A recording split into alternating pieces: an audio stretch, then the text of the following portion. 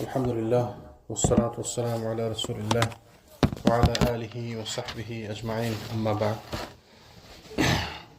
আল্লাহ সুবহানাহু ওয়া তাআলার অসংখ্য শুকরিয়া তিনি আমাদেরকে তৌফিক দিয়েছেন তার রাসূল সাল্লাল্লাহু আলাইহি ওয়াসাল্লামের জীবন সম্পর্কে জানার জন্য শেখার জন্য একত্রিত হওয়ার আমরা আল্লাহ তাআলা আমাদের শেখার মধ্যে জানার মধ্যে বরকত দেন আমিন। আমরা আলোচনা করতেছিলাম মক্কা বিজয়ের সূচনা সম্পর্কে।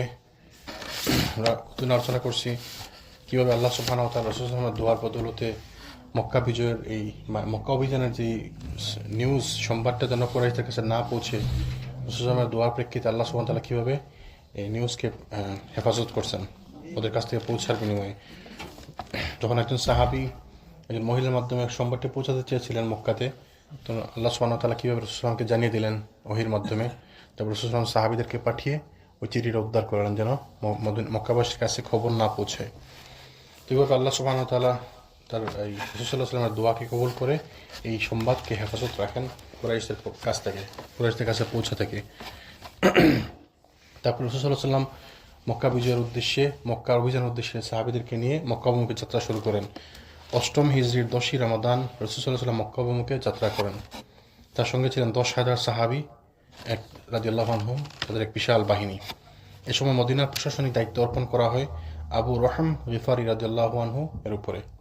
তো আমরা বারবার বলতেছিলাম যে রাসূল যখনই মক্কা থেকে মদিনা থেকে বাইরে যেতেন তিনি কাউকে দায়িত্ব দিয়ে যেতেন, দায়িত্ব ছাড়া কখনোই তিনি রাখতেন না মদিনাকে। এবং এটা সুন্নত না যে দায়িত্ব ছাড়া কোনো আমির ছাড়া থাকতে পারে না, এটা ঠিক না। তো রাসূল সাল্লাল্লাহু আলাইহি ওয়াসাল্লাম জুহফা কিংবা তার কিছু আগে রাসূল সাল্লাল্লাহু আলাইহি ওয়াসাল্লামের চাচা আব্বাস বিন আব্দুল মুত্তালিবের সঙ্গে সাক্ষাৎ হয়। তো রাসূল যখন মক্কা পথে যাচ্ছিলেন তখন তার চাচা আব্বাস বিন আব্দুল মুত্তালিব তাদের সঙ্গে সাক্ষাৎ করেন এবং তিনি হিজরতের উদ্দেশ্যে তাদের সঙ্গে মোলাকাত করেন। তিনি হিজরতের উদ্দেশ্যে বের হয়েছিলেন।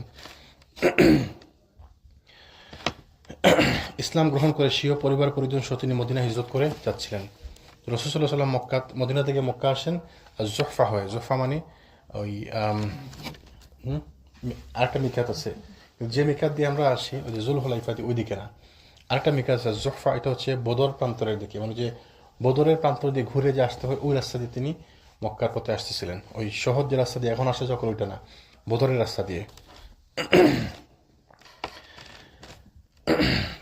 তারপর আবার আবওয়া নামক স্থানে রাসূল সাল্লাল্লাহু আলাইহি ওয়াসাল্লামের চাচাতো ভাই আবু সুফিয়ান বিন হারিস এবং ফুফাতো ভাই আব্দুল্লাহ বিন উমাইয়ার সঙ্গে সাক্ষাৎ হয়। আবওয়া বা এখন এটাকে বলা হয় আবা, আবা বলা হয়। আবাতে একটি গুরুত্বপূর্ণ জিনিস আছে, কেউ জানেন? আলোচনা করছিলাম আগে, রাসূল সাল্লাল্লাহু আলাইহি ওয়াসাল্লামের মায়ের কবর আবা নামক স্থানে, ওই যে বদরের কাছাকাছি আর কি, বদর এলাকার কাছাকাছি আবা, আবওয়া। তো ওই জায়গাতে রাসূল সাল্লাল্লাহু আলাইহি ওয়াসাল্লামের মায়ের কবর আছে। না, মদিনা থেকে মক্কা মদিনার মাঝখানে ধরা যায়।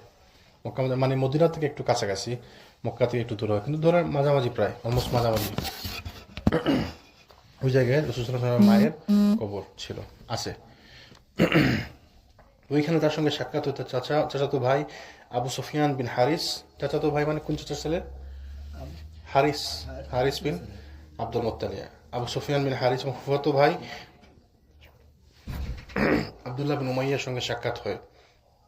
তাদের উভয়কে দেখে রাসূল সাল্লাল্লাহু আলাইহি ওয়াসাল্লাম মুখ ফিরিয়ে নেন। তারা দুজনই ইসলাম গ্রহণ করে, মানে রাসূল সাল্লাল্লাহু আলাইহি ওয়াসাল্লামের সঙ্গে সাক্ষাৎ করেছেন, মানে মদিনার উদ্দেশ্যে তারা রওনা দিয়েছিলেন। তাদেরকে দেখে তিনি মুখ ফিরিয়ে নেন, কারণ এরা উভয়ই রাসূল সাল্লাল্লাহু আলাইহি ওয়াসাল্লামকে দারুণ দুঃখ কষ্ট দিয়েছিল এবং তার নামে কুৎসা রচনা করেছিল। তো তারা রাসূল সাল্লাল্লাহু আলাইহি ওয়াসাল্লামকে দুঃখ দিয়েছিল, কষ্ট দিয়েছিল মাক্কি জীবনে। এই জন্য তিনি তাদেরকে দেখে তাদেরকে মুখ ফিরিয়ে নেন। এই অবস্থা প্রত্যক্ষ করে উম্মে সালামা,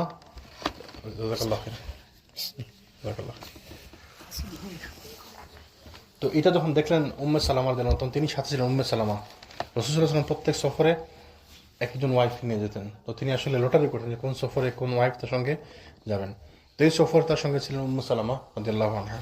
এবং আগের ওই যখন হুদাইবিয়া সন্ধি তখনও ছিলেন সাথে উম্মে সালামা রাদিয়াল্লাহু আনহা। আবার যখন রাসূল বিদায় হজের সময় আসেন, ওই হজের সময় পরবর্তী বছর বিদায় হজের সময় আসেন, তখন তার সাথে তার সব ওয়াইফ তার সাথে ছিলেন, একসাথে সবাই একসাথে ছিলেন। তো অবস্থা প্রত্যক্ষ করে উম্মে সালামা রাদিয়াল্লাহু আনহা আরজ করেন যে এমনটি হওয়া উচিত নয় যে আপনার চাচাতো এবং ফুফাতো ভাই আপনার নিকট সব থেকে বেশি হতভাগ্য হবে। মানে তিনি রিকোয়েস্ট করেন যে আপনি তাদেরকে মাফ করে দেন, আর এটা আসলে ঠিক না যে আপনার চাচাতো ভাই ফুফাতো ভাই আপনার কাছ থেকে এরকম মানে হতভাগ্য হবে, এটা ঠিক না। তো তিনি মানে রিকোয়েস্ট করলেন আর কি, যে তাদেরকে মাফ করে দেন। আলী রাদিয়াল্লাহু আনহু আবু সুফিয়ান বিন হারিসকে শিখিয়ে দিলেন, তুমি রাসূল সাল্লাল্লাহু আলাইহি ওয়াসাল্লামের সম্মুখে গিয়ে সে কথা বলো যে ইউসুফের ভাইয়েরা তাকে বলেছিল। তো ইউসুফ আলাইহিস সালাম যখন তার ভাইরা যখন মিশরে তার কাছে আসছিলেন, তখন তারা যেভাবে তাকে বলছিলেন, তো তুমিও গিয়ে রাসূল সাল্লাল্লাহু আলাইহি ওয়াসাল্লামকে ওইভাবে বলো। আলী রাদিয়াল্লাহু জি আলী রাদিয়াল্লাহু আনহু শিখিয়ে দিলেন, তুমি গিয়ে এইভাবে তার রাসূল সাল্লাল্লাহু আলাইহি ওয়াসাল্লামকে বলো। তো ইউসুফের ভাইরা তাকে কি বলছিল? আল্লাহ সুবহানাহু ওয়া তাআলা সূরা ইউসুফের মধ্যে قالوا تالله لقد أسارك الله علينا وإن كنا لخاطئين। আল্লাহর কসম, আল্লাহ আপনাকে আমাদের উপর সম্মানিত করেছেন এবং নিশ্চয়ই আমরা দোষী ছিলাম। মানে ভাইরা যখন ইউসুফ আলাইহিস সালামের কাছে আসলো তখন মাফ চাওয়ার জন্য, কিভাবে মাফ চাইবে, তারা তাদের দোষ স্বীকার করে নিল এবং বললো যে আল্লাহর কসম আমরা দোষী ছিলাম এবং আপনি সম্মানিত, আপনি আমাদের উপর সম্মানিত, আল্লাহ আপনাকে আমাদের উপর সম্মানিত করেছেন এবং নিশ্চয়ই আমরা দোষী ছিলাম, মানে আপনার দোষ স্বীকার করে নেন। তো আলী রাদিয়াল্লাহু আনহু শিখিয়ে দিলেন যে তো আমরা ওই রাসূল সাল্লাল্লাহু সামনে গিয়ে এভাবে বলো। তো যখন সাহাবীরা কোরআনের উপর আমল করতেন, সাহাবীরা কিভাবে আমল করতেন, যে আল্লাহ সুবহানাহু ওয়া তাআলা কোরআনে যেমন বলছেন, তো মাথায় আসলো যেভাবে তুমি গিয়ে বলো রাসূলকে, হয়তো তাকে তুমি মাফ করে দিবেন। এইটা শুনে রাসূল সাল্লাল্লাহু তাকে ডেকে মাফ করে দিলেন। কিভাবে বললেন? তিনি উত্তর কি বললেন? রাসূল সাল্লাল্লাহু আলাইহি ওয়াসাল্লাম এটি পছন্দ করবে না যে অন্য কারো উত্তর তার চেয়ে উত্তম ছিল। অতএব আবু সুফিয়ান তাই করলেন। রাসূল সাল্লাল্লাহু আলাইহি ওয়াসাল্লাম আলী রাদিয়াল্লাহু আনহু কেন বললেন? যে রাসূল সাল্লাল্লাহু আলাইহি ওয়াসাল্লাম এর উত্তরে কি বলবেন সেটাও আলী জানতেন। এর উত্তরে আলী রাসূল কি বলবেন, যেটা ইউসুফ আলাইহিস সালাম তার ভাইদেরকে বলছিলেন উত্তরে, তিনিও সেই কথা বলবেন। কেন? কারণ রাসূল সাল্লাল্লাহু আলাইহি ওয়াসাল্লাম এটা চাইবেন না যে তার থেকে উত্তমভাবে কেউ তাকে বলুক। তো আপনি যখন কোরআনে একটা আয়াত দিয়ে আমাকে আরজি করলেন, তাহলে আমিও কোরআনে আয়াত দিয়ে আপনাকে উত্তর দেব। রাসূল অবশ্যই তার থেকে আরো ভালোভাবে উত্তর দেবেন। তাহলে আরো ভালো উত্তর কি? যেটা ইউসুফ আলাইহিস সালাম তার ভাইদেরকে বলছেন, সেটা কি ছিল? আল্লাহ সুবহানাহু ওয়া তাআলা কোরআনের মধ্যে বলছেন, قال لا تسريب عليكم اليوم يغفر الله لكم وهو أرحم الراحمين। অদ্য তোমাদের উপর কোনো নিন্দা নেই, আজকে তোমাদের উপর কোনো নিন্দা নেই, মানে আজকে তোমাদেরকে আমি মাফ করে দিলাম। আল্লাহ তোমাদেরকে ক্ষমা করুন এবং তিনি দয়াময়, দয়াশীলদের চেয়েও অধিক দয়ালু। তো তিনি ওই উত্তর দিলেন যেটা ইউসুফ আলাইহিস সালাম উত্তর দিলেন। মানে আলী রাদিয়াল্লাহু আনহুর বুদ্ধি দেখেন কি সুন্দর, হিকমা। তো যেন সবসময় বলি যে জ্ঞান থাকতে পারে, কিন্তু হিকমা অন্য জিনিস। হিকমা আল্লাহ সুবহানাহু ওয়া তাআলার পক্ষ থেকে আসে। জ্ঞান আপনি আহরণ করতে পারবেন, জ্ঞান আপনি আহরণ করতে পারবেন, আপনি বই পড়বেন, আপনার জ্ঞান চলে আসবে। তো জ্ঞানের প্রয়োগটা হচ্ছে হিকমা, যে কখন জ্ঞানটাকে কাজে লাগাতে হবে। আপনার অনেক হাদিস জানা আছে, কিন্তু কোন হাদিস কোন হুকুমের সাথে যায় আপনি বুঝেন না, সেটা হচ্ছে হিকমা। তো আপনার ওই যে আলী রাদিয়াল্লাহু আনহু খুব হিকমত সম্পন্ন লোক ছিলেন। আলী হচ্ছে তার দরজা। জি, এই হাদিসটা কি সহিহ জানবে? এরকম একটা হাদিস আছে, জি এরকম একটা হাদিস আবার দুর্বলও আছে। আল্লাহ তো এইটা এই মানে আলী রাদিয়াল্লাহু আনহুর ব্যাপারে অনেক কথা, অনেক ভালো ভালো কথা আছে, আলহামদুলিল্লাহ। আমি শিওর না এইটা কি না, এরকম একটা হাদিস আছে যেটা দুর্বল। আলহামদুলিল্লাহ আলী রাদিয়াল্লাহু আনহুর ব্যাপারে আসলে অনেক অনেক কথা আছে। আলী রাদিয়াল্লাহু আনহু থেকে অনেক বর্ণিত আসার আছে, যেটা মানে সমাজে প্রচলিত। দেখবেন যে আলী বলেছেন এইভাবে, মানে হাদিস না, আলী রাদিয়াল্লাহু আনহু বলেছেন, এভাবে অনেক কথা আসলেই আছে বিদ্যমান। আলী রাদিয়াল্লাহু আনহু থেকে অনেক অনেক সুন্দর সুন্দর কথা আছে, আলহামদুলিল্লাহ। তিনি তাদেরকে এইভাবে কোরআন আয়াত বললেন, বলে তাদেরকে মাফ করে দিলেন। এই প্রেক্ষিতে আবু সুফিয়ান একটি কবিতা আবৃত্তি করলেন ধর্মকে। এই বলেন, তোমার জীবনের কসম, সেই সময় আমি এজন্য পতাকা উত্তোলন করেছিলাম যে লাতের ঘুড়সওয়ার মুহাম্মদ সাল্লাল্লাহু আলাইহি ওয়াসাল্লামের ঘুড়সওয়ারের উপর বিজয়ী হবে। মানে আমি আগে এই জন্য কাজ করতাম যেন লাত, মানে তাদের যে দেবতা লাত উজ্জা, তাদের যে মূর্তি, তা লাতের ঘুড়সওয়ার মুহাম্মদ সাল্লাল্লাহু আলাইহি ওয়াসাল্লামের ঘুড়সওয়ারের উপরে বিজয়ী হবে, এই জন্য আমি পতাকা উত্তোলন করেছিলাম। তখন আমার অবস্থা সে রাত্রিকালের প্রবাসীর ন্যায় ছিল, যে অন্ধকারে দিক বিদিক হারিয়ে ঘুরতে থাকে। মানে আমার জ্ঞান ছিল না, আমি বুঝতে পারিনি আমি কি করবো, জন্য আমি দিক বিদিকভাবে ঘুরতেছিলাম। কিন্তু এখন সময় এসে গেছে, আমাকে পথ দেখানো হবে এবং আমি হেদায়েত লাভ করব। আমাকে আমার আত্মার পরিবর্তে একজন পথ প্রদর্শক হেদায়েত করেছেন এবং সেই ব্যক্তি আমাকে আল্লাহর পথের কথা বলেছেন, যাকে আমি প্রতি মুহূর্তে তিরস্কারের মাধ্যমে তাড়িয়ে দিয়েছিলাম। রসূলের কথা বলছেন যে তিনি আমাকে পথ দেখিয়েছেন, হেদায়েতের পথ, অথচ তাকে আমি তিরস্কার করতাম সবসময়, তাকে তিরস্কার করে তাড়িয়ে দিতাম। এই কবিতা শুনে রাসূল সাল্লাল্লাহু আলাইহি ওয়াসাল্লাম তার বুকের মধ্যে একটি থাবা মারলেন এবং বললেন যে প্রতি মুহূর্তে তুমি আমাকে তাড়িয়ে দিয়েছিলে। তো কথা ঠিক, মানে তিনি তাদের কাছ থেকে তিরস্কার পেয়েছেন সবসময়, তাদের কাছ থেকে তিনি অপমানিত হয়েছেন সবসময়। যাই হোক, রাসূল সাল্লাল্লাহু আলাইহি ওয়াসাল্লাম শিবির স্থাপন করলেন কোন জায়গায়? মাররুজ জাহরান নামক স্থানে তিনি শিবির স্থাপন করেন, সাহাবীদেরকে নিয়ে ওইখানে তিনি অবস্থান করলেন।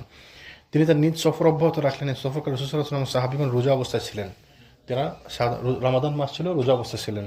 কিন্তু উসফান এবং কুদাইদের মধ্যবর্তী স্থানে কাদিদ নামক ঝর্ণার নিকট পৌঁছে রোজা ভঙ্গ করলেন।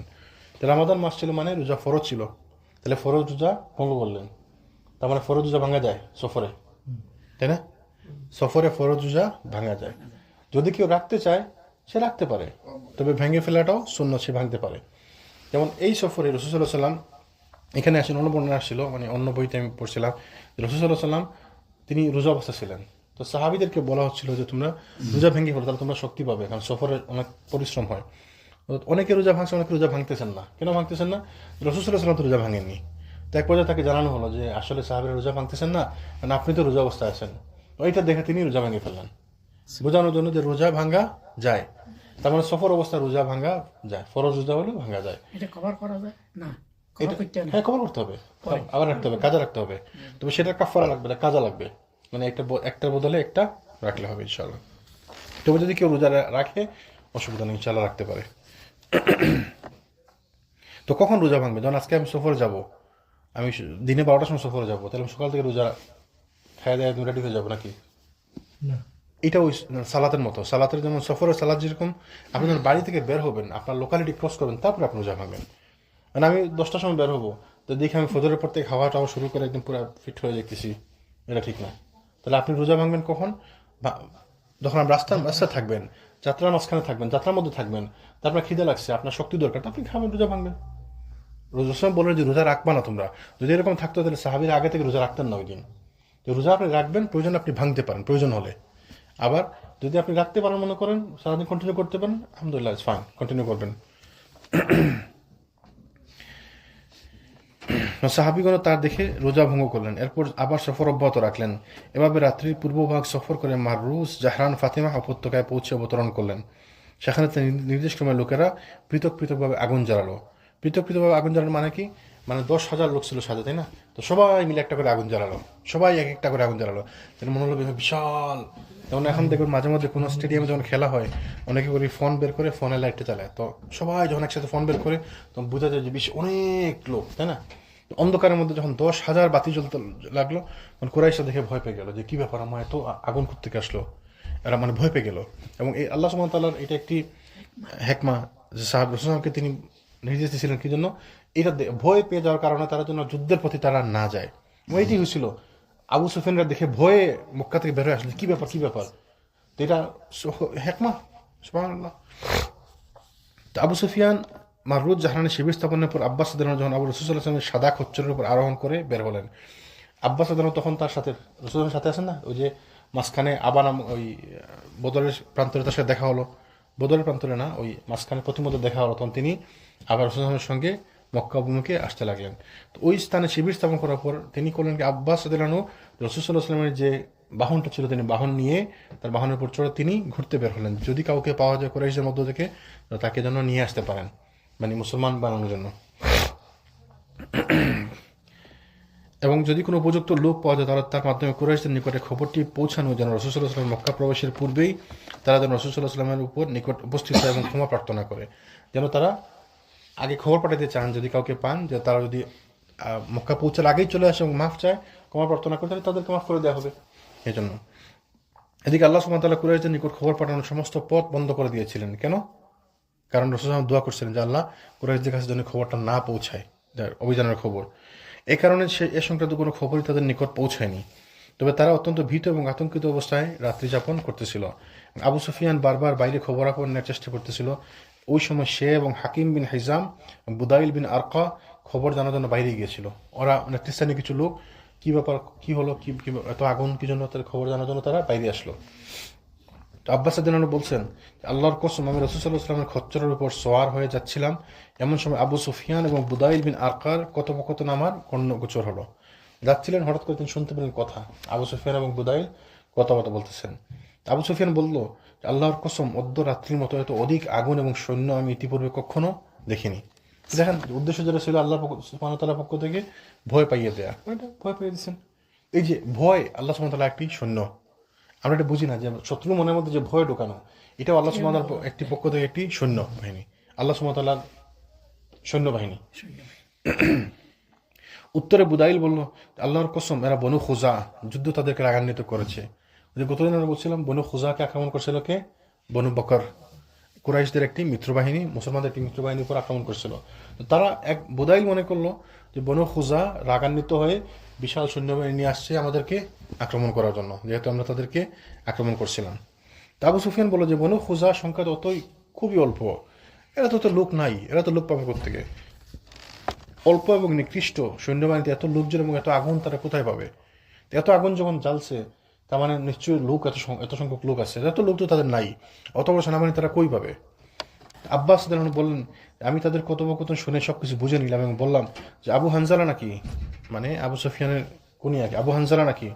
সে আমার কণ্ঠস্বর চিনতে পরে বলল আবুল ফজল নাকি, মানে কি মনসুর ভাই নাকি? তো আপনি যে কি মোহন ভাই ভালো আছেন নি অন্ধকারের মধ্যে, তো কণ্ঠ চিনতে বললো আবুল ফজল নাকি? তো সে আমি বললাম যে হ্যাঁ। সে বলল যে কি ব্যাপার, আমার পিতামাতা তোমার জন্য উৎসর্গিত হোক। তা আমি বললাম যে সেখানে লোকজন সহ রাসূল সাল্লাল্লাহু আলাইহি ওয়াসাল্লাম রয়েছেন। আমি তাদেরকে খবর দিলাম যে রাসূল সাল্লাল্লাহু আলাইহি ওয়াসাল্লাম ওইখানে তার লোকজনকে সঙ্গে নিয়ে আসছেন। হায় কুরাইশদের ধ্বংস, আল্লাহর শপথ। সে বলল এখন উপায় কি, আমার পিতামাতা তোমার জন্য উৎসর্গিত হোক। এটা হচ্ছে তাদের একটি মানে বলার একটি মানে তারা বলে আর কি, আমার পিতামাতা তোমার জন্য উৎসর্গিত হোক। এটা যখন তারা কাউকে পছন্দ করে বা কোনো একটা জিনিস তারা করতে চায় তখন তারা বলে ফিদা কাবি ওয়া উম্মি, ফিদা কাবি ওয়া উম্মি। সাহাবীরা সময় বলতেন, যখন তাদেরকে কিছু বলতেন তারা বলতেন ইয়া রাসূলুল্লাহ আমার পিতামাতা আপনার জন্য উৎসর্গিত হোক, আপনি ভালো জানেন, আপনিও। রাসূল সাল্লাল্লাহু আলাইহি ওয়াসাল্লাম তার জীবনে একবারই বলছেন সাহাবীদেরকে উদ্দেশ্য করে, কুরবান হোক, এই কথাটা দেখছি আমি বেশি। ওই তো কুরবান উৎসর্গ সেম কথা, যে আমার বাবা মা আপনার জন্য উৎসর্গিত হোক বা কোরবান হোক, সে উৎসর্গ আর কোরবান সেম কথা। তা আমি বললাম যে আল্লাহর কসম, তিনি যদি তোমাদেরকে পেয়ে যান তাহলে তোমাদের গ্রীবা কর্তন করবেন, মানে গলা কেটে ফেলবেন। তোমাদেরকে সে ভয় দেখাইল। অতএব এসো তোমরা আমার এই খচ্চরের পিছনে বসে যাও, আমি তোমাদেরকে রাসূল সাল্লাল্লাহু আলাইহি ওয়াসাল্লামের নিকট নিয়ে যাব এবং আশ্রয় প্রার্থনা করবো তোমার জন্য। অতঃপর আবু সুফিয়ান আমার পিছনে উঠে বসলো আর তা অন্য দু বন্ধু ফিরে চলে গেল। তা আবু সুফিয়ান দেখেন কিরকম ভয় পাইছে সে, নাইলে সে কি আব্বাস রাদিয়াল্লাহু আনহুর পিছনে বসে রাসূল সাল্লাল্লাহু আলাইহি ওয়াসাল্লামের কাছে যাইতো? দেখতো না, সে তো এরকম লোক না, সে হচ্ছে মক্কার কুরাইশদের নেতা সে। তো সে ভয় পাইছে দেখে আল্লাহ সুবহানাহু ওয়া তাআলা তার মনের মধ্যে ভয় ঢুকিয়ে দিয়েছেন দেখে সে যেতে রাজি, গিয়ে ওইখানে গিয়ে মাফ টাফ চাই আসে আগে থেকে রেডি। তো সে আব্বাস রাদিয়াল্লাহু আনহুর সাথে ওই রাসূল সাল্লাল্লাহু আলাইহি ওয়াসাল্লামের কাছে গেল। তো আব্বাস রাদিয়াল্লাহু আনহু বললেন যে রাসূল সাল্লাল্লাহু আলাইহি ওয়াসাল্লাম যখন ওইখানে ছিলেন তখন তিনি সবাইকে আগুন জ্বালতে আদেশ দিলেন এবং পাহারায় রাখছিলেন কাকে? ওমর রাদিয়াল্লাহু আনহু, ওমর ইবনে খাত্তাব রাদিয়াল্লাহু আনহুকে। আব্বাস রাদিয়াল্লাহু আনহু বলছেন আমি আবু সুফিয়ানকে নিয়ে চললাম, যখন কোনো উনুনের পাশ দিয়ে যাচ্ছিলাম, মানে কোনো আগুনের পাশ দিয়ে যাচ্ছিলাম, তখন সেখানকার লোকেরা বলছেন যে কে যায়, এ কে? কিন্তু পরে করে যখন তারা দেখতো যে আমার সাথে রাসূল সাল্লাল্লাহু আলাইহি ওয়াসাল্লামের খচ্চর, সাদা খচ্চর, তখন তারা বুঝলো যে এটা মানে রাসূল সাল্লাল্লাহু আলাইহি ওয়াসাল্লামের কাছ থেকে আমার নিরাপত্তা আছে। যখন তারা যখন আমি তার যখন দেখতো তার খচ্চর সাথে সাদা খচ্চরটি এবং আমি তার উপরে বসা, তখন তারা বলতো যে রাসূল সাল্লাল্লাহু আলাইহি ওয়াসাল্লামের চাচা এবং তার খচ্চর। অতএব চলতে চলতে যখন ওমর রাদিয়াল্লাহু আনহু অনুনের নিকট গেলাম, ওমরের কাছে যখন যাচ্ছিলাম তখন ওমর বললেন যে কে? তখন অতঃপর আমি বললাম যে মানে আমি এবং আমার সাথে রাসূল সাল্লাল্লাহু আলাইহি ওয়াসাল্লামের খচ্চর আছে। কিন্তু ওমর এটাতে বললেন, তিনি এটাতে মানলেন না। তিনি বললেন যে আমার নিকট আসেন, আমার পিছনে আবু সুফিয়ানকে দেখে তিনি বললেন আল্লাহর দুশমন, আল্লাহর দুশমনকে পাওয়া গেছে, সহজে পাওয়া গেছে, খুব ভালো হয়েছে। আমি এখন রাসূলের কাছে যাচ্ছি, এর সমাধান করতে হবে। এত সহজ আল্লাহর দুশমনকে পাওয়া গেছে। আল্লাহর শেষ প্রশংসা যে কোনো অঙ্গীকার কিংবা কৌশল ছাড়াই তাকে আমাদের মধ্যে পাওয়া গেছে। একথা বলার পর সেখান থেকে বের হয়ে তিনি দ্রুত পায়ে রাসূল সাল্লাল্লাহু আলাইহি ওয়াসাল্লামের অবস্থান স্থলে দিকে এগিয়ে গেলেন। আমিও খচ্চরকে উত্তেজিত করে দ্রুত এগিয়ে চললাম।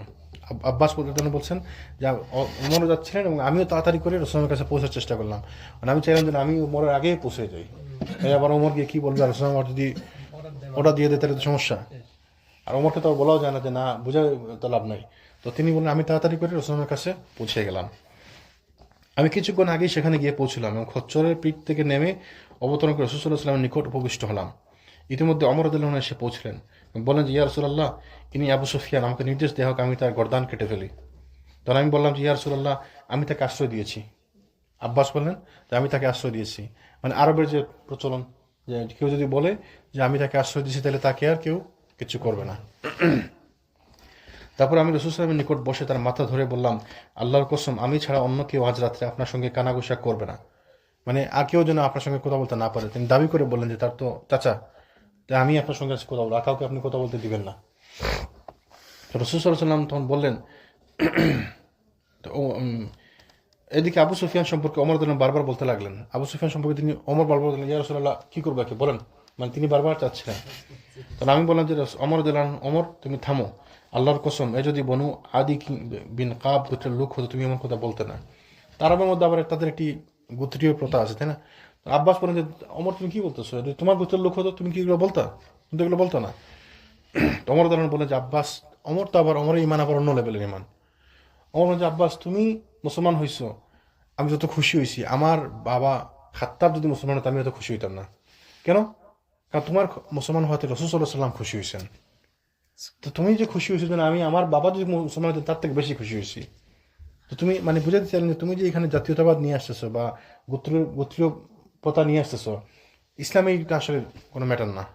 এবং আসলেই সত্য, যারা ইসলাম বুঝে তাদের মধ্যে এই জিনিসটা নাই যে ওই এলাকার আর অমুক এলাকার অমুক জাতের অমুক পাতের, ইসলামের মধ্যে এগুলো নাই। তো আমার আসলে এটাই বুঝতে চাচ্ছিলেন যে তুমি যে মুসলমান হয়েছো, তোমার মুসলমান হতে আমি এত খুশি হয়েছি যা আমার বাবা মুসলমান হলে আমি এত খুশি হইতাম না। কেন? কারণ তোমার মুসলমান হতে রাসূল সাল্লাল্লাহু আলাইহি ওয়াসাল্লাম খুশি হয়েছেন বেশি। তো রাসূল সাল্লাল্লাহু আলাইহি ওয়াসাল্লামের খুশিতে আমাদের খুশি। তিনি কি বলেন যে আব্বাস তুমি থামো, আল্লাহর কসম তোমার ইসলাম গ্রহণ আমার নিকট খাত্তাবের ইসলাম গ্রহণের চেয়েও অধিক পছন্দনীয় ছিল।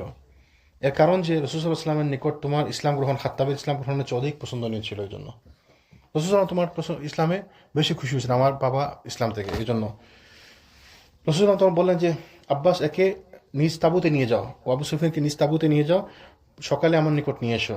রাসূল সাল্লাল্লাহু আলাইহি ওয়াসাল্লামের নির্দেশে আব্বাস রাদিয়াল্লাহু আনহু আবু সুফিয়ানকে তার তাঁবুতে নিয়ে গেলেন এবং সকাল পর্যন্ত তিনি তার একসাথে থাকলেন। সকালে যখন রাসূল সাল্লাল্লাহু আলাইহি ওয়াসাল্লামের খেদমতে হাজির করলেন, তাকে দেখে তিনি বললেন, ওয়াই হাক ইয়া আবু সুফিয়ান, হে আবু সুফিয়ান তোমার উপর দুঃখ, মানে ওয়াই হাক মানে ও টু ইউ, তোমার মানে শত্রু তো, মানে আবু সুফিয়ান তোমার উপর দুঃখ হচ্ছে এই জন্য যে আল্লাহ ছাড়া কোনো উপাস্য নেই, মহাসত্য উপলব্ধি করার সময় কি তোমার এখনো হয়নি? যে আল্লাহ ছাড়া যে কোনো সত্য মাবুদ নেই, তোমার কি এটা এখনো উপলব্ধি করার সময় হয়নি? তুমি কি এখনো বুঝবা না? তখন আবু সুফিয়ান বললেন যে আমার পিতামাতা আপনার জন্য উৎসর্গিত হোক, আপনি যে কত সহনশীল, কত সম্মানিত এবং স্বজন রক্ষক আমি বুঝে নিয়েছি যে যদি কোনো অন্য উপাস্য থাকতো তাহলে এতদিন তা আমার কাজে আসতো। তা আবু সুফিয়ান তো জ্ঞানী লোক, সে ওই ইচ্ছাই হোক অনিচ্ছাই হোক সে তো বুঝছে আসলে তো সুযোগ নাই। তো সে ইচ্ছা অনিচ্ছাই হোক সে মেনে নিতে বলছে আপনি তো কত ভালো লোক, যদি ভালো লোক না হতেন তাহলে আজকে আমার যে সম্মান করছেন আমাকে, অন্য কোনো উপাস্য থাকলে তো সে আমাকে অলরেডি সাহায্য করতোই। সম্মানিত লোক মানে বুঝতে জ্ঞানী লোকের জন্য সে সুন্দর করে কথা বলতেছে। রাসূল আবার বললেন ওয়াই হাক ইয়া আবু সুফিয়ান, তোমার জন্য সত্যি দুঃখ হয়, এবং তোমার কি এখনো বোঝার সময় আসেনি যে আমি সত্যি আল্লাহ রসুল, এবং আমি যে সত্যি আল্লাহ রসুল তা সে সত্য উপলব্ধি করা কি তোমার পক্ষে এখনো সম্ভব হয়নি?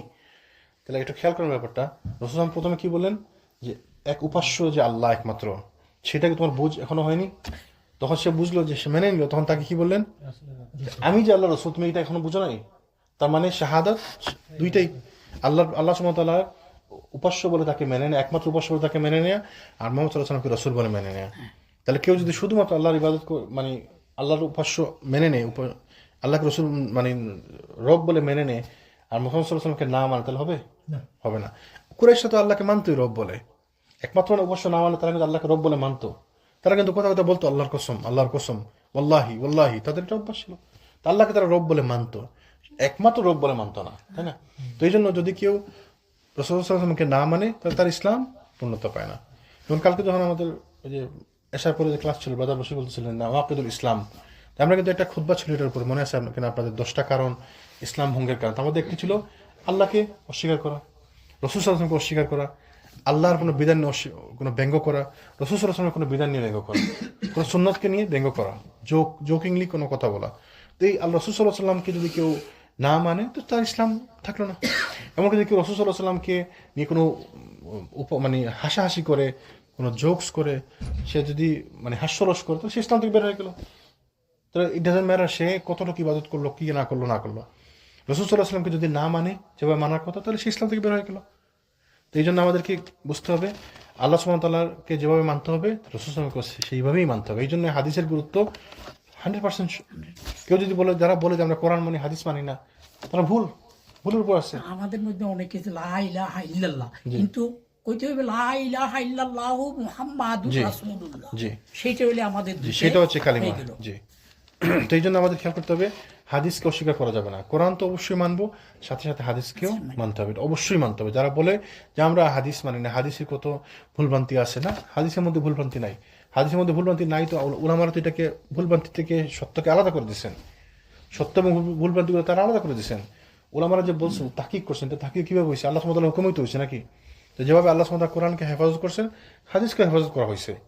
হাদিসের মধ্যে তাহকিক হয়েছে না, সহি, হাসান, দুর্বল, জয়ীফ, মাউজু আলাদা হয়েছে না? হয়েছে। তো এই জন্য হাদিসের হেফাজত করছেন আল্লাহ সুবহানাহু ওয়া তাআলা। এই জন্য আমাদের কোরআন এবং হাদিসের প্রতি আমাদের সমান অ্যাটিটিউড। যখন কোরআনের কোনো হুকুম আসবে, আমাদের আর কোনো কথা নাই। একটি বিষয় যদি আমার না জানা থাকে এবং কোরআন থেকে যদি কোনো হুকুম আসে, বাস আলহামদুলিল্লাহ, দ্যাটস ইট।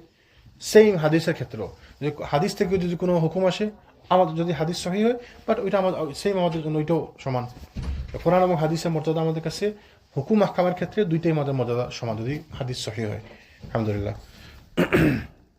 আবু সুফিয়ান বললেন যে আমার মাতা পিতা আপনার উপর উৎসর্গিত হোক, আপনি কতই না ধৈর্যশীল, কতই না দয়ালু এবং আত্মীয়তা সম্পর্ক স্থাপনকারী, কিন্তু ওই ব্যাপারে এখনো কিছু না কিছু সংশয় তো আছেই। আপনাকে রসুল বলে মানার ব্যাপারে কিছু না কিছু সংশয় তো আছেই। এ প্রেক্ষিতে আব্বাস রাদিয়াল্লাহু আনহু বললেন যে, ওহে শোনো, গলা কর্তনের পূর্বে ইসলাম কবুল করে নাও, এবং কথা স্বীকার করে নাও যে আল্লাহ ছাড়া কোনো উপাস্য নেই, কেউ উপাস্যর যোগ্যতা রাখে না, এবং মুহাম্মদ সাল্লাল্লাহু আলাইহি ওয়াসাল্লাম আল্লাহর রাসূল। আব্বাস রাদিয়াল্লাহু আনহুর কথার প্রেক্ষিতে আবু সুফিয়ান ইসলাম কবুল করলেন এবং সত্যের সাক্ষ্য প্রদান করে কালেমা পাঠ করলেন। তো তিনি আবু সুফিয়ান বললেন যে, আপনি তো কত ভালো লোক, কত কমার্শিয়াল দয়ালু লোক, আত্মীয়তা সম্পর্ক স্থাপনকারী লোক, কিন্তু আমার একটু তারপরে সংশয় থেকেই যায় এই ব্যাপারে, এখনো আমি পুরা রেডি না। তো তাকে আব্বাস সাথে সাথে তাকে ভয় দেখালেন যে, সাবধান, তোমার গলা কেটে যাওয়ার পূর্বে কিন্তু মেনে নাও। আব্বাস এটা বলছেন তার বন্ধু হিসাবে তিনি বলছেন, বা তার নেতা হিসাবে তিনি বলছেন, তাকে দাবি করে বলছেন। আসলে কাউকে জোর করা যাবে না, কাউকে জোর করা যাবে না ইসলাম গ্রহণের ক্ষেত্রে। জোর করে ধরে ইসলাম বানাইলাম, পরে সে ইসলাম মানলো না, তো লাভ কি? আপনি জোর করে ধরে তাকে মুসলমান বানাই দিলেন, সে নামাজ পড়লো না, সে নামাজ শিখলো না, তার ইচ্ছা নাই, সে মানতেছে না, হালাল নাম কোনো পার্থক্য করতেছে না, তো এটা কোনো লাভ নাই। তো জোর করে ইসলামে রূপান্তর করে যাবে না কাউকে। আবু সুফিয়ান ওটা শুনে তিনি ইসলাম গ্রহণ করলেন এবং সত্যের সাক্ষ্য দিলেন এবং শাহাদা কালেমা পাঠ করলেন। তখন আব্বাস বলেন যে, ইয়া রাসূলুল্লাহ, আবু সুফিয়ান সম্মানিত লোক, সম্মান প্রিয়, তাকে কোনো সম্মান প্রদান করুন, মানে তাকে আপনি কোনো সম্মান দিন, সে সম্মানী লোক, তো তাকে সম্মান দেন। রাসূল সম্মানী লোককে সম্মান দিতেন, এটা হচ্ছে সুন্নাহ। এবং সে যদি এমনকি নন মুসলিমও হয়, তাকে তিনি তার যোগ্য সম্মান দিতেন, প্রাপ্য সম্মান দিতেন। যেন আগে বলছিলাম, মনে আছে আপনাদের ওই ইয়ের কথা, মদিনাতে যে আসছিল, ওই যে যাকে মদিনার ভিতরে বেঁধে রাখছিলেন, সুমামা। তো সুমামা যখন আসছিল, তাকে তিনি মদিনাতে বেঁধে রাখছিলেন, কিন্তু তাকে খাবার দিতেন নিজের খাবার থেকে। মনে আছে বলছিলাম, তাকে নিজের খাবার থেকে খাবার দিতেন। তিনি বলছিলেন তাকে প্রথমে নিয়ে আসো, তো কেউ চেনেন নাই। রসুল বলেন, তোমরা তিনজন না তাকে কে নিয়ে আসছো? সে সুমামা, সে অমুক ইয়ামামার বাদশা, সে ইয়ামামার নেতা, সে, তাকে সম্মান দাও। মানে সম্মানিত লোককে সম্মান দিতে হয়। তো আবু সুফিয়ানকে তিনি সম্মান দেওয়ার জন্য কি বলেন? ঠিক আছে, যে ব্যক্তি আবু সুফিয়ানের ঘরে প্রবেশ করবে সে আশ্রিত হবে, এবং যে নিজ ঘরের দরজা বন্ধ করে নিবে ভিতর থেকে সে আশ্রিত হবে, এবং যে মসজিদুল হারামে প্রবেশ করবে সেও আশ্রিত হবে। তা আবু সুফিয়ানকে সম্মান দিলেন, কি বললেন? যে ঠিক আছে, যাও, কালকে যখন আমি আসবো, তখন যারা আজকে যখন আমি মক্কাতে আসবো, তখন যারা আবু সুফিয়ানের ঘরে আশ্রয় নিবে তাদেরকে মাফ করা হবে, তাদেরকে আশ্রয় দেওয়া হবে। আর যারা মসজিদে হারামের ভিতরে ঢুকে আশ্রয় নেবে তাদেরকে আশ্রয় দেওয়া হবে। আর যারা নিজের ঘরের দরজা বন্ধ করে রাখবে ভিতর থেকে, ঘরের ভিতরে থাকবে, তাদেরকে আশ্রয় দেওয়া হবে। তার মানে যারা আমাদের সঙ্গে সরাসরি যুদ্ধ করতে আসবে না, তাদেরকে মাফ করে দেওয়া হবে, আশ্রয় দেওয়া হবে। আইন আসলামু ফাকাদি তাদাব, যে আত্মসমর্পণ করলো সে নিরাপদ হয়ে গেল। হ্যাঁ জি, সে রাস্তা, মানে হেদায়েতের রাস্তা পেল, হেদায়েতের রাস্তা পাইল। তখন ওই সকালে মঙ্গলবার ছিল ৮ম হিজরি ১৭ই রমাদান। রাসূল সাল্লাল্লাহু আলাইহি ওয়াসাল্লাম মাররুজ জাহরান হতে মক্কা অভিমুখে রওনা হলেন, এবং তিনি আব্বাস রাদিয়াল্লাহু আনহুকে এবারে নির্দেশ প্রদান করলেন যে আবু সুফিয়ানকে উপত্যকার সংকীর্ণতার উপর পর্বত প্রান্তে থামিয়ে রাখবে, যাতে ওই পথ দিয়ে গমনাগমনকারী আল্লাহর সৈনিকদের সে নিজ চোখে দেখতে পারে। যে এত লোক যে আসছে, সেজন্য নিজের চোখে দেখতে পারে, তাকে এমন জায়গায় রাখবা সেজন্য সবাইকে দেখতে পারে, তাহলে সে বুঝতে পারবে যে ইসলামের বড়ত্ব এবং মহত্ব।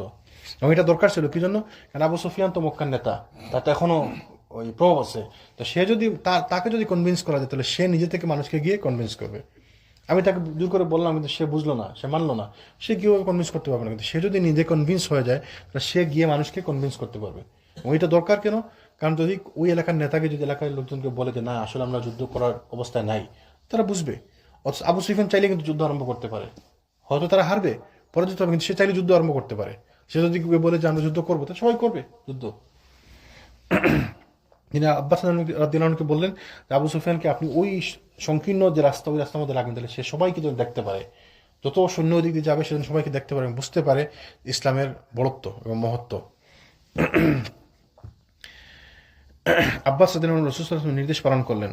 এদিকে গোত্রগুলো নিজ নিজ পতাকা বহন করতেছিলেন এবং সেখান দিয়ে যখন কোনো গোত্র গমন করতো তখন আবু সুফিয়ান জিজ্ঞেস করতেন, এ সকল লোকজন কারা? আব্বাস তাদেরকে বলতেন, উদাহরণস্বরূপ তিনি বলতেন যে বনু সুলাইম। আবু সুফিয়ান বলতেন যে সুলাইমের সঙ্গে আমার কি সম্পর্ক? এবং এইভাবে যখনই কোনো গোত্র যেত তিনি বলতেন এরা কার? তো আবু সুফিয়ান মানে আব্বাস বলতেন যে হচ্ছে মুজাইনা গোত্র। তো মুজাইনা, ওদের সঙ্গে আমার কি সম্পর্ক? মানে সে চাচ্ছিল যে সম্পর্ক খুঁজে বের করতে, তার কার সাথে সম্পর্ক আছে। তো অনেকগুলা গোত্র রসুলের সঙ্গে আসে, 10,000 লোক তো আর মদিনায় নাই। মদিনায় কত আছে? বড় তো 2,000 লোক আছে মদিনাতে। এই 10,000 লোক তো আসে, অন্যান্য ছোট ছোট সব গোত্র একত্রিত হয়ে রসুল সাল্লামের সঙ্গে আসছে। অতঃপর রাসূল সাল্লাল্লাহু আলাইহি ওয়াসাল্লাম যখন সবুজ দলের মধ্যে অত্যন্ত ঝাঁকজমক এবং জমকাল অবস্থার মধ্যে দিয়ে আগমন করলেন, তিনি মুহাজির এবং আনসারদের দ্বারা পরিবেষ্টিত ছিলেন। এখানে মানুষ ব্যতি রেখে শুধু লোহার বেড়া দেখা যাচ্ছিল। আবু সুফিয়ান বলল, সুবহানাল্লাহ, আব্বাস এরা কারা? তখন আব্বাস বলেন যে আনসার এবং মুহাজিরদের জাঁকজমকপূর্ণ অবস্থার মধ্যে দিয়ে রাসূল সাল্লাল্লাহু আলাইহি ওয়াসাল্লাম আগমন করছেন। আবু সুফিয়ান বলেন, এদের সঙ্গে প্রতিদ্বন্দ্বিতা করার ক্ষমতা কি কারো কখনো হতে পারে? তো সে আসলে ভয় পেয়ে গেল, সে ওইটি চাচ্ছিলেন রাসূল সাল্লাল্লাহু আলাইহি ওয়াসাল্লাম। সে দেখে বললো যে মানে এই অবস্থা দেশে বললো, সুবহানাল্লাহ, এদের সাথে তো কেউ কখনোই লড়াই করতে পারবে না এই সৈন্যবাহিনীর সঙ্গে। এই ভয়টা তার পাওয়া দরকার ছিল। রাসূল এই জন্য আব্বাসকে বলছিলেন যে তুমি তাকে এমন জায়গায় রাখবা সেজন্য সবাইকে দেখতে পায়। তিনি বললেন যে আনসার এবং মুহাজিরদের মধ্য দিয়ে রাসূল আসতেছেন। এরপর আরো বলেন যে আবুল ফজল, তোমার ভাতিজার রাজত্ব আল্লাহ বড় জবরদস্ত করে দিয়েছেন। তো সে মানে স্বীকার করতে বাধ্য হলো, তোমার ভাতিজার রাজত্ব তো আল্লাহ বড় জবরদস্ত করে দিয়েছেন। আব্বাস বলেন যে এটি হচ্ছে আবু সুফিয়ান, এটি হচ্ছে নবুয়তি সম্মান, এটি তার নবুয়তের সম্মান, সেজন্য আল্লাহ পক্ষ থেকে যে নবী, এই জন্য তার সম্মান আল্লাহ বাড়িয়ে দিচ্ছেন। আবু সুফিয়ান বলে এখন তো তাই বলতে হবে, মানে সে বাধ্য হয়ে বলুক আর ইচ্ছা অনিচ্ছা বলুক, সে এখন তো তাই বলতে হবে আমাকে। এ সময় আরেকটি ঘটনা ঘটে। আনসারদের পতাকা ছিল সাদ বিন উবাদা রাদিয়াল্লাহু আনহু এর নিকটে। তিনি আবু সুফিয়ানের নিকট দিয়ে যাচ্ছিলেন, তিনি বলতেছিলেন যে আজকে হচ্ছে রক্তক্ষরণ এবং মারপিটের দিন, আজ হারামকে হালাল করা হবে। এই বলছেন ইয়াউমুল মালহামা, হাজা ইয়াউমুল মালহামা, যে আজকে হচ্ছে মারামারির দিন, আজকে সবাইকে মেরে সাফ করে দেওয়া হবে, কুরাইশদেরকে হত্যা করা হবে, মানে প্রতিশোধ নেওয়া হবে আজকে। তো এটা শুনে আবু সুফিয়ান আল্লাহ কুরাইশদের ভাগ্যে অপমান নির্ধারিত করে রেখেছেন। অথবা যখন রাসূল সাল্লাল্লাহু আলাইহি ওয়াসাল্লাম সেখান থেকে অতিক্রম করলেন, তখন আবু সুফিয়ান বলেন যে ইয়া রাসূলুল্লাহ, আপনি সে কথা শুনেনি যে সাদ বলল? মানে সে সাথে সাথে বিচার দিল রাসূলকে, ইয়া রাসূলুল্লাহ, সাদ কি বললো আপনি শুনছেন? তিনি বলেন যে সাদ কি বলছেন? তখন তিনি বললেন যে আমার এই কথা বলছে। এই কথা শুনে ওসমান রাদিয়াল্লাহু আনহু এবং আব্দুর রহমান বিন আউফ আরজ পেশ করলেন যে ইয়া রাসূলুল্লাহ, আমরা ভয় করছি যে সাদ না জানি কুরাইশের মধ্যে মারধর শুরু করে দেয়। আবু সুফিয়ান ওসমান এবং আব্দুর রহমান বিন আউফ বললেন, ইয়া রাসূলুল্লাহ, তারা সাদ না আবার মারামারি শুরু করে দেয়। তারাও আবার একটু শঙ্কিত কেন? কারণ তাদের তো লোকজন মক্কাতে আছে, নিজের এলাকার লোক, তো তারপর একটু মায়া তো থাকে, যতই হোক নন মুসলিম, তারপর তো একটু মায়া তো থাকে, নিজের পরিবার পরিজন আছে। রাসূল তখন বললেন, বালিল ইয়াউমা ইয়াউমুন তুআজ্জাম ফীহি আল কাবা, আল ইয়াউমা ইয়াউমুন আ'আজ্জাল্লাহু ফীহি কুরাইশ। না, তা হবে না, বরং আজকের দিনটি হবে সেদিন যেদিন কাবা ঘরে যথাযোগ্য মর্যাদা প্রদর্শিত হবে। আজকের দিনটি হবে সেদিন যেদিন আল্লাহ সুবহানাহু ওয়া তাআলা কুরাইশদেরকে ইজ্জত প্রদান করবেন। তো কুরাইশদেরকে ইজ্জত মানে কি? রাসূল তো নিজেই কুরাইশ, তাই না? তো কুরাইশদের ইজ্জত আজকে বাড়বে, আসলে সত্যভাবে মানে ট্রুলি বলতে গেলে তো কুরাইশদের ইজ্জত আজকে বাড়বে। আরেক বর্ণনা আসছে, রাসূল বলছেন না, লা হাজা ইয়াউমুর রাহমা, আজকে হচ্ছে রহমতের দিন, আজকে মারামারির দিন না, আজকে মালহামার দিন, আজকে মারামারির দিন, আজকে হচ্ছে রহমতের দিন, আজকে সবাইকে ক্ষমা করা হবে। এরপর রাসূল সাল্লাল্লাহু আলাইহি ওয়াসাল্লাম লোক পাঠিয়ে সাদের নিকট থেকে পতাকা আনিয়ে তার পুত্র কায়েসের হাতে প্রদান করেন। উদ্দেশ্য ছিল এটা তাকে বুঝতে না দেওয়া যে পতাকা মানে তাকে এটা বুঝতে দেওয়া যে পতাকা তো তার হাতেই আছে, তার ছেলের হাতে থাকা মানে তার হাতেই আছে, সে যেন কোনোভাবে খারাপ মনে না করে। আবার অনেক মনে আসছে রাসূল সাল্লাল্লাহু আলাইহি ওয়াসাল্লাম পতাকা তার কাছ থেকে নিয়ে জুবাইর রাদিয়াল্লাহু আনহুর হাতে পতাকা দিয়ে দেন। এখানে একটি ব্যাপার লক্ষণীয় যে রাসূল সাল্লাল্লাহু আলাইহি ওয়াসাল্লাম করলেন কি, তার হাত থেকে পতাকা নিয়ে তার ছেলের হাতে দিয়ে দিলেন। তাইলে চাইলেই তিনি তাকে অপমান করতে পারতেন যে না তুমি এটা কি বলছো, তাহলে কি বোঝা করে অপমান করা যাবে না। তা আপনি তাকে তার হাত থেকে নিয়ে তার ছেলের হাতে দিলেন যেন সে অপমানিত বোধ না করে যে আমার কাছ থেকে নিয়ে গেল, তার কাছ থেকে নিয়ে তার ছেলের হাতে দিয়েছেন, তো ঠিক আছে, অসুবিধা নেই, আমার কাছে তো থাকলো, ছেলের হাতে থাকা মানে আমার হাতে থাকা, তাইলে অপমান করা হলো না। এইভাবে আমরা একজন আরেকজনকে অপমান করবো না, এটা আসলে হয় না। আজকে আমি আমার ছেলেকে বলতেছিলাম যে যদি তোমাকে কেউ কখনো বলে যে চলো এখন নামাজের সময়, চলো আমরা একটু ঘুরে আসি, নামাজ পড়বো পরে, তো তুমি কি বলবো? তো সে আমাকে বলছে যে, না, আমি তাকে বলবো, আমি না গো, বলছে না, এইভাবে বলবো না।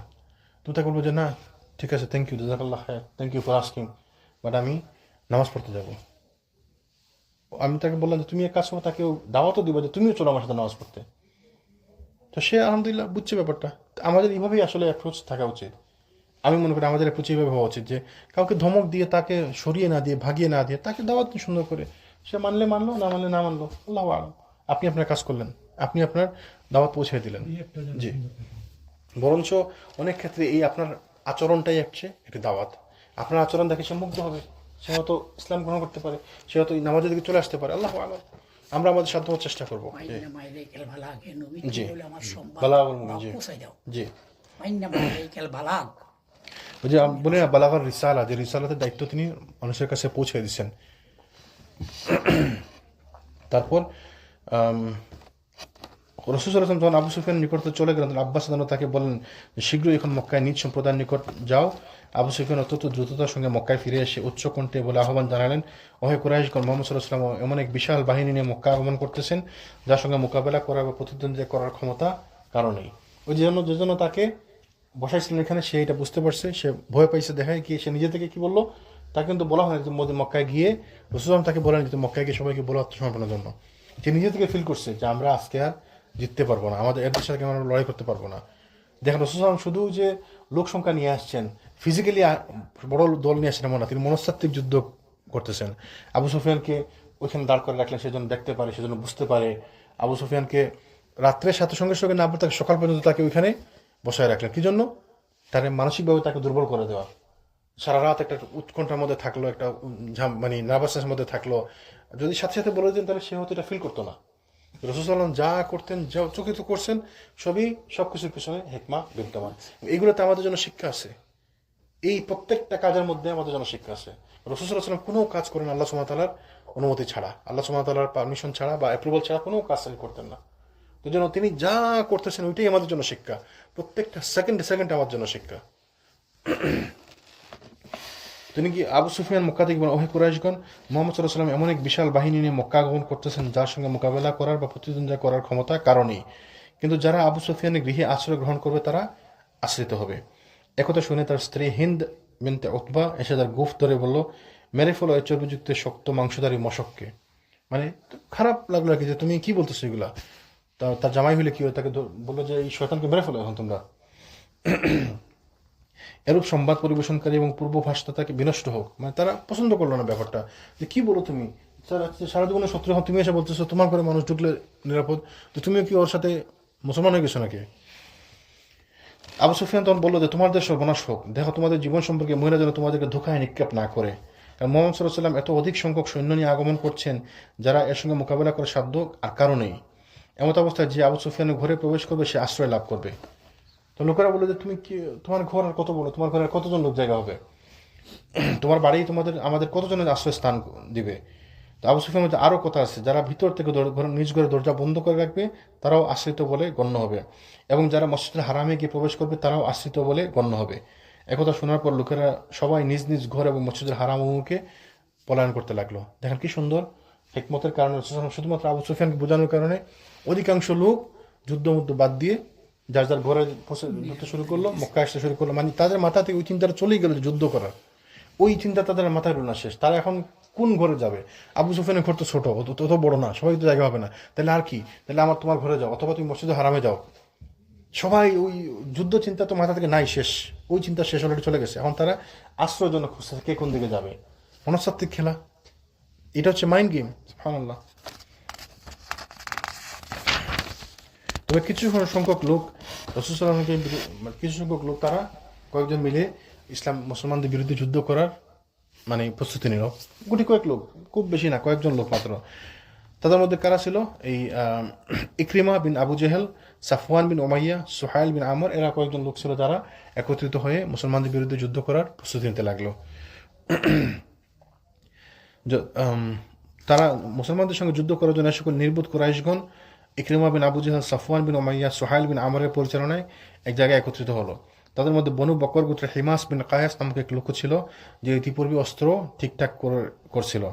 যে প্রেক্ষিতে তার স্ত্রী তাকে একদিন বলছিল যে আমি যা কিছু দেখছি তার জন্য তা কিসের জন্য প্রস্তুত হচ্ছে। সে আগে থেকে তো অস্ত্র তৈরি করে রাখছিল, বনু বকর গোত্রের একটা লোক। তো তার বউ তাকে জিজ্ঞেস করছিল যে তুমি যে এইগুলো অস্ত্র রেডি রাখছো কি জন্য, কি করবা। সে বলছিল যে মোহাম্মদ এবং তার সাথীদের সঙ্গে মোকাবেলার জন্য প্রস্তুত হচ্ছে আমি। সে আগে থেকে বলছিল। তো তার স্ত্রী বলে যে আল্লাহর কসম, মোহাম্মদ সাল্লাহ সাল্লাম তার সঙ্গী সাথীদের মোকাবেলায় কোনো কিছুই টিকতে পারবে না, তুমি পারবে না এদের সঙ্গে। সে বলে যে আল্লাহর শপথ, আমার আশা যে মোহাম্মদ সাল্লাহ সাল্লামের কোনো সঙ্গীকে তোমার খাদেম করে ছাড়বো, মানে এদের সঙ্গে যুদ্ধ করে এদেরকে আমি কৃতদাস বানিয়ে নিব। তো অগ্রগমনের এক পর্যায়ে রাসূল সাল্লাল্লাহু আলাইহি ওয়াসাল্লামের বাহিনী মাররুজ জাহরান হতে জু তোয়ায় গিয়ে পৌঁছলেন।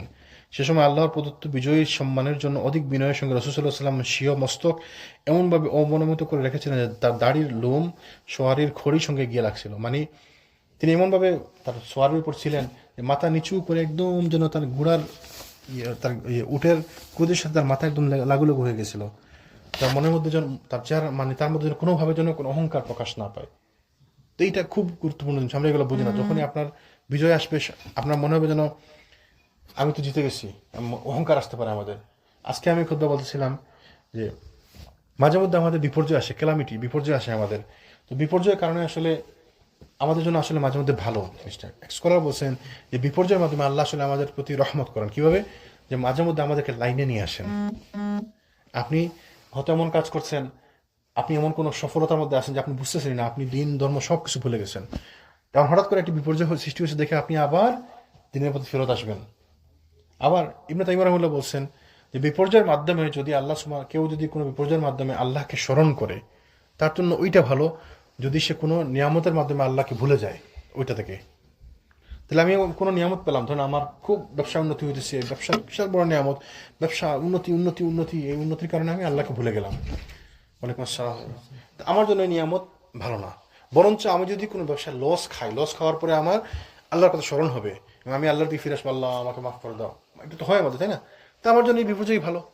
তো দেখেন ইবনে তাইমিয়া রাহিমাহুল্লাহ কত সুন্দর কথা বলছেন যে কোনো বিপর্যয় তার জন্য বিপর্যয়টা ভালো, যে বিপর্যয় তাকে আল্লাহর দিকে ফেরত নিয়ে আসে, ওইটা থেকে যেটার কারণে সে আল্লাহ থেকে দূরে চলে যায় ওই নিয়ামত থেকে, তাহলে বিপর্যয় ভালো। তো রাসূল সাল্লাল্লাহু আলাইহি ওয়াসাল্লাম অত্যন্ত বিনয়ের সঙ্গে মক্কায় প্রবেশ করতেছিলেন, অথচ ওই দিনে তার থেকে সম্মানিত কোনো পৃথিবীর বুকের কোনো লোক ছিল না। আল্লাহ সুবহানাহু ওয়া তাআলা তাকে যে সম্মান দিয়েছেন, কোনো যুদ্ধ ছাড়াই খণ্ড খণ্ড কিছু মাত্র মানে মারামারি হয়েছে, আদৌ ওই দিন কোনো যুদ্ধই হয় নাই, একদম মিনিমাম যুদ্ধ হয়েছে ওই দিন। আল্লাহ সুবহানাহু ওয়া তাআলা কত বড় বিজয় দান করছে, ইসলামের বড় বিজয় ওই দিন। ওইটি হচ্ছে গ্র্যান্ড যুদ্ধ, সব থেকে বড় যুদ্ধ ইসলামের ইতিহাস, সব থেকে সম্মানিত যুদ্ধ ওই দিন। তিনি সাহাবীদেরকে বন্টন করে দিচ্ছিলেন যে কে কোন দিকে মক্কাতে প্রবেশ করবে। তিনি শৃঙ্খলা বিধান এবং বিন্যাস করে নিলেন। ডান পাশে নিযুক্ত করেন খালিদ বিন ওয়ালিদ রাদিয়াল্লাহু আনহুকে। সে স্থানে ছিল আসলাম, সুলাইম, গিফার, মুজাইনা, জুহাইনা এবং আরও অন্যান্য গোত্রসমূহ। খালিদ রাদিয়াল্লাহু আনহুকে নির্দেশ দেওয়া হলো তিনি নিচু অঞ্চল দিয়ে মক্কায় প্রবেশ করবে। কুরাইশগণ প্রতিবন্ধকতা সৃষ্টি করলে তাদের সকলকে হত্যা করে দেবে। তারপর সাফা পাহাড়ের উপর রাসূল সাল্লাল্লাহু আলাইহি ওয়াসাল্লামের সঙ্গে সাক্ষাৎ করবে।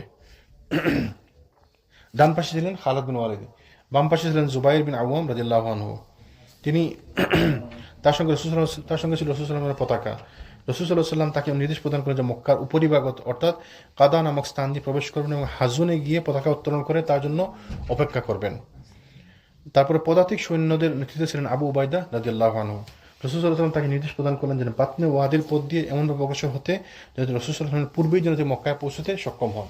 তো দেখেন রাসূল সাল্লাল্লাহু আলাইহি ওয়াসাল্লাম যুদ্ধ করতে আসছেন, কিন্তু ঠিকই মনে হচ্ছে যেন কোনো আধুনিক যুগে কোনো যুদ্ধ পরিচালনা করছে, কোনো জেনারেল যুদ্ধ পরিচালনা করতেছে। কি সুন্দর করে ডান বাহু, বাম বাহু, পদাতিক বাহিনী, এই টার্মগুলো তো আমরা নতুন শুনছি যে রাইট উইং, লেফট উইং, পদাতিক বাহিনী, আর্মির মধ্যে থাকে পদাতিক বাহিনী, গোলন্দাজ বাহিনী, অমুক বাহিনী। রাসূল তাকে এগুলো কে শিখাইছে? কেউ শেখায় নাই তাকে।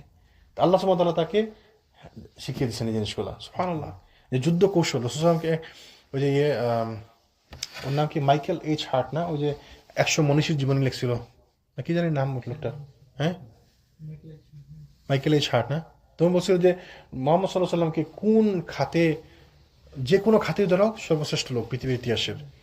স্বামী হিসাবে ধরেন পৃথিবীর সর্বশ্রেষ্ঠ স্বামী, পিতা হিসাবে ধরেন পৃথিবীর সর্বশ্রেষ্ঠ পিতা, যুদ্ধ পরিচালক হিসাবে ধরেন পৃথিবীর সর্বশ্রেষ্ঠ যুদ্ধ পরিচালক, নেতা হিসাবে ধরেন পৃথিবীর সর্বশ্রেষ্ঠ নেতা। মানে কোন খাতে তিনি পিছনে, প্রত্যেক ক্ষেত্রে তিনি পৃথিবীতে সর্বপ্রথম, নাম্বার ওয়ান সব কিছুতে। তো এই লোক পৃথিবীর ইতিহাসে সর্বশ্রেষ্ঠ লোক না হয় কে হবে? তো তিনি এইভাবে যুদ্ধ পরিচালনা করতে লাগলেন এবং মক্কায় প্রবেশের মধ্যে আগেই তিনি সাহাবাদেরকে শৃঙ্খলা বিন্যস্ত করে দিলেন যাতে কোনোভাবে কোনো সমস্যা না হয় এবং সব দিক যেন কাভার থাকে। নিচু অঞ্চল দিয়ে একজনকে পাঠিয়েছেন, উঁচু অঞ্চল দিয়ে একজনকে পাঠিয়েছেন, পদাতিক বাহিনী পাঠিয়েছেন যারা ঘরে ঘরে প্রবেশ করে বা মক্কার চারিদিকে ছড়িয়ে ছিটিয়ে পড়বে এবং শৃঙ্খলা বজায় রাখতে পারবে। তারপরে রাসূল বলছেন যে তোমরা যেন আমার আগেই পৌঁছে দিও, যেন রাসূল পৌঁছার আগেই যেন সব কিছু সুন্দরভাবে সমাধান হয়ে যায়।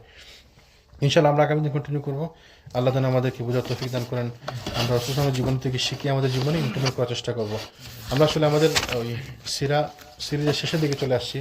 আরও তো আমাদের 20-25টা আলোচনা হবে, তারপর আমরা ইনশাআল্লাহ হয়তো সিরিজ শেষ করতে পারবো। মোট কথা হচ্ছে আমাদের যেন এখান থেকে আমরা শিক্ষা নিতে পারি, রাসূলের জীবন থেকে যেন আমরা শিখিয়ে আমাদের জীবনে আমরা ইমপ্লিমেন্ট করতে পারি। আল্লাহ যেন আমাদেরকে তৌফিক দেন। সুবহানাকাল্লাহুম্মা বিহামদিকা আশহাদু আল্লা ইলাহা ইল্লা আনতা আস্তাগফিরুকা ওয়া আতুবু ইলাইক।